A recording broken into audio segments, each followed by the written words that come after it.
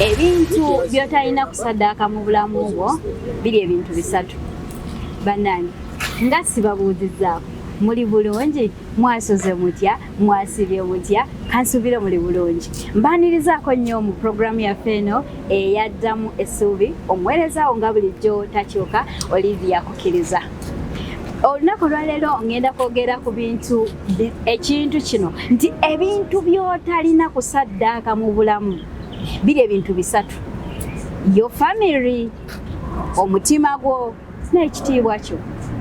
Bingi ebintu bye tukola n'ogamba nti bannange bino bintamye. Tokolanga kintu kyonna ng'owaayo family yo. Tokola kintu kyonna ng'osaddaaka omutima gwo mu bintu ebitakusanyusa. Ekintu ekitakwatagana na family kyerekereze, kite kigende.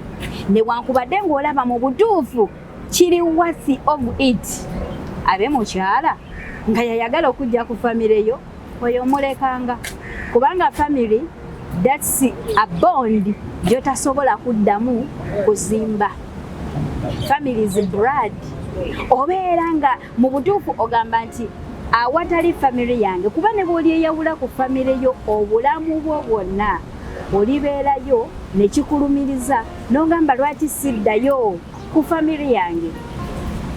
Omwana ne bw'aliyonoona emirundi gyonna asigala nti bazadde, family esigala family. Kyebava bagamba nti blood is thicker than water. Nti ate Abaganda ne baluleeta ne bagamba nti abooluganda bita bwe bikoonagana tebyatika. Ekintu ekirimu abooluganda ne bwe balwana ne bejjirayo amajambiya, manya nti luliba lumu baliddawo. Kati gwe gwentunuulira ng'ogamba nti gw'oli ready okusaddaaka family yo olw'ekintu kyonna, I just pity you. Nkwewuunya nnyo, nkutya, ne ngamba amazima oli muntu muzira. Kubanga ebintu byetalina kusaddaaka mu bulamu ye family, gwe mutima n'ekitiibwa. Teweemalanga mu kitiibwa olw'okubanga nti waliwo ky'oyagala okutuukako. Mb'obwavu bukuluma nnyo olina ky'oyaayaanira ne wejjako ekitiibwa kyo n'ogamba nti kankole kino nsobole okufuna kino, naye nga tolowoozeza ku kitiibwa kyo. Always respect your dignity. Give your dignity at something like ekisobola okubeerawo emirembe n'emirembe. Kuba ne bw'oligenda wa respect wa dignity esigala nga kyo, it's another pole of your life. Nga bola bwe bazimba ennyumba, ekitiibwa it's part of you. Nti bw'oba tolina dignity, ogyeyambudde, ogitadde wali, ogisacrifices, ogisaddaase olw'okuba ng'olina ky'oyaayaanira. Mukwano, ebyo ebintu tebabisacrificinga. Omutima, heart, never sacrifice your heart for anything, for happiness, for money, for anything. Towangayo omutima gwo. Waliyo wetugwa mulaavu naddala abakyala. Abasajja kizibu nnyo gwa mulaavu ne yeemalayo, naye abakyala twesanga tuguddeyo, omutima gwo n'oguwaayo, n'osaddako omutima gwo ku lw'omuntu omu atasobola kuvaliwinga. Gwe buli wobeeranga n'omuntu nga mu butuufu takuvaliwinga, my darling, tokigezangako n'omuwa omutima gwo ku lw'ebintu ebitaliimu. Akusuubiza kuzimbira nnyumba, tagizimbye n'osaddakayo omutima gwo. Ebintu bisatu nkugambye byotalina kusaddaaka. Never and never to sacrifice your family, never to sacrifice your heart, never to sacrifice your dignity. Kubanga omutima kyekintu ekiwaniridde. Waliwo ebintu ebimu bye tuyimiriramu n'ogamba mutima gwange, lwaki toyiga? Mutima gwange, lwaki tokita? Naye ng'omutima kubanga wagusaddaaka gulemedde ku kintu. I have a friend nti ye yasaddaaka omutima gwe n'agusaddaaka ku muntu, amujolonze, amuyisizaamu amaaso, amukoze everything, every rubbish. Naye olw'okuba omutima yagusaddaaka, buli waabeera omutima gumugamba we have to go back. Ne bw'aba agamba nti I'm giving up on this, naye omutima yaguwaayo, omutima gumugamba no, I'm staying back. Kubanga ekintu ky'osaddaase naddala omutima gwo gustikinga ne gulemerako ne gugaanirako nga ne gwogezaako okukugamba nti munnange kye tukola kibi. gujja sigala nga gugamba nti nze kino kye wampa, kino kye wandaga, kino kye wannyingizaamu lwansonga wagusacrificinga mu bintu ebitaliimu. Omuyimbi yayimba nti mutima gwange nkusabye okugumiikiriza, linda olabe Mukama byateekateeka, ndaba opapye nnyo wandigendeeyo gy'atakugambye, kubanga ayunja nkota ate ndaba obuukanamyera. Mutima gwange nkusabye okugumiikiriza, linda olabe Mukama byateekateeka, ndaba opapye nnyo wandigendeeyo gy'atakugambye, kubanga oyunja nkota ate ndaba obuukanamyera. Tulina bye tubuuka n'emyera, waliwo omutima gwaffe bye tuguleka ne gubuuka n'emyera, naye nga Mukama abadde akuyunjiza nkota. Oyinza okuwaayo omutima gwo olw'okubanga omusajja akusuubiza nti ngenda kusasulira kino, ngenda kuwa kino, ngenda kuwa kiri, naye nga mu butuufu byakukola biraga nti is not real. Gwe n'osigala n'ogamba no, because of this and this, nze nemedde ku musajja ono, n'obeera naye n'omwagala, n'omuwa omutima, no sacrificing everything, every moment, naye n'agumenya. Mu butuufu we bali kumenya omutima, kiriba kizibu nnyo okuddamu okuyimuka, kiriba kizibu nnyo okuddamu okusituka, kubanga bwe gumenyeka ne gubeera mu butundutundu mu pieces, seriously ogenda kuba desperate. Obeere nga mu butuufu byokola tebitegeerekeka. That's a sacrifice of a heart. Ekyo kintu tokiwangayo. Then dignity. Ne weewaayo ekitiibwa kyo n'okyemaamulako olw'okubanga olw'obuntu obutono. Sometimes we sacrifice our dignity ku lw'obuntu obutaliimu makulu. Omuntu jessa akuvugako mu car lift, a small car lift, no sacrificing just a mere car lift. Osaddaseeyo, you're sacrificing your dignity olwa car lift. Banange tuwe ekitiibwa kyaffe kibe ekintu kya muwendo nnyo. Otudde mu car lift, omusajja agenda kuvugako wano na wali nyina basi eya 3 dirham, akutwala akukwate mabeere akukwatirire, kubanga oyagala akutwaleko. Dignity ogitaddewo.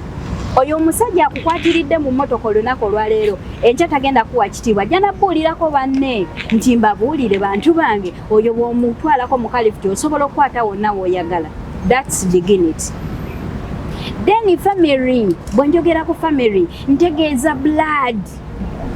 Tosaddakangayo family yo lwa bintu bitaliimu makulu. Mbolokuba bakugaana ekintu ng'ogamba eyo family kati nje okutuddeko, njiviiriddeko ddala lwansonga nze nina bye njagala. Munnange no family tebagisacrificinga. Ne bw'oliragawa omuzungu agamba east or west, home is the best. We bagamba home tebategeeza eri Uganda, tebategeeza nsi yo. If they say home is the best, they are meaning your family, your origin, waliwo waviira, bali abakumanyi abakutegeera ng'otambula oli bwerere toyina nakapale, abo abakutegeera ng'okyatambula ku kyalo okusaba amapeera, si bano abatulabye obukulu. Omuntu akulabye obukulu takujjanga ku family yo. Omuntu akulabye obukulu kubanga olina bye wayitamu, mulina memories.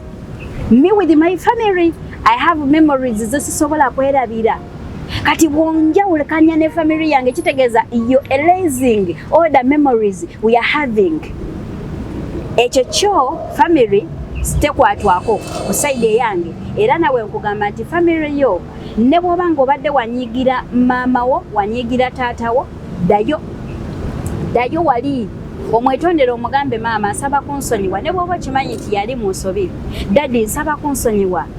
Oshegera omwana yagamba nanyiza maama ebiduula byansuula, gwe kiki kyekyo kyoliko? Njagala ngende ewa maama mwetondere, koze buli ddalu naye nkooye sifunye essanyu lye nasuubira. Kubanga ne mu Bible waliwo omwana eyakyankalana ne family ye ng'ayagala bya bugagga, n'agamba taata mpa ebyobugagga byange neegendere, mpa ebyobusika nve wano. Bamuwa ebyobusika n'agenda n'asacrificinga family ye olw'okuba ayagala okucakala. Yagenda n'akyakala, ebyobusika we byaggwaawo n'atandika okubonaabona ku streets ekyavaamu ekyali kimuli munda mu mutima yagamba lwaki sidde waka because we don't sacrifice family.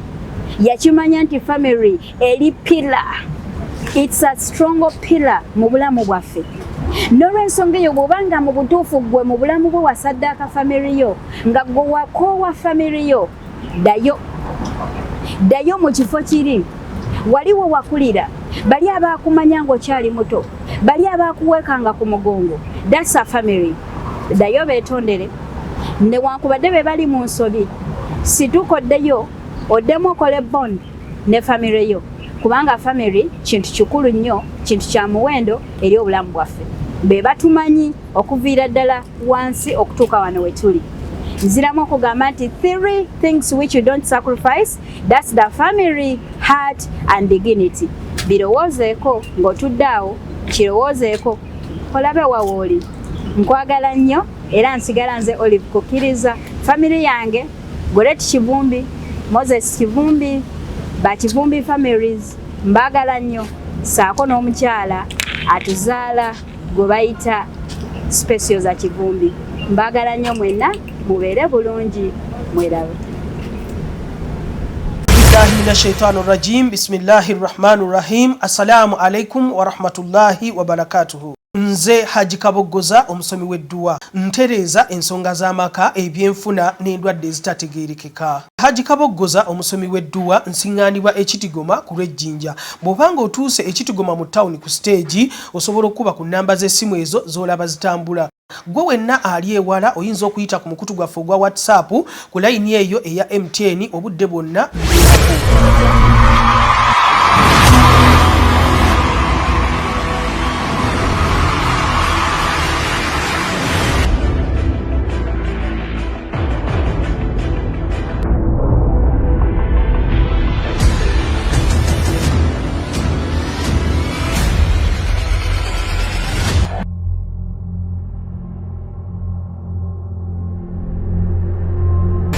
Chale yeekuumira ku mulembe nina essanyu okukwanjulira banno ba Nyondo Glam. Bano bakuleetedde ekizigo ekipya katale ekiyoyota olususu lwo ne kijjamu embalabe, enkova eza buli kika, binnamakula, enkanyanya, endwadde z'ensusu zonna wamma n'odda buto era n'okuuma ekitiibwa kyo. Nyondo Glam basangibwa Dubai, Abu Dhabi, Al Ain n'okwetooloola ekyondo kya Buwarabu.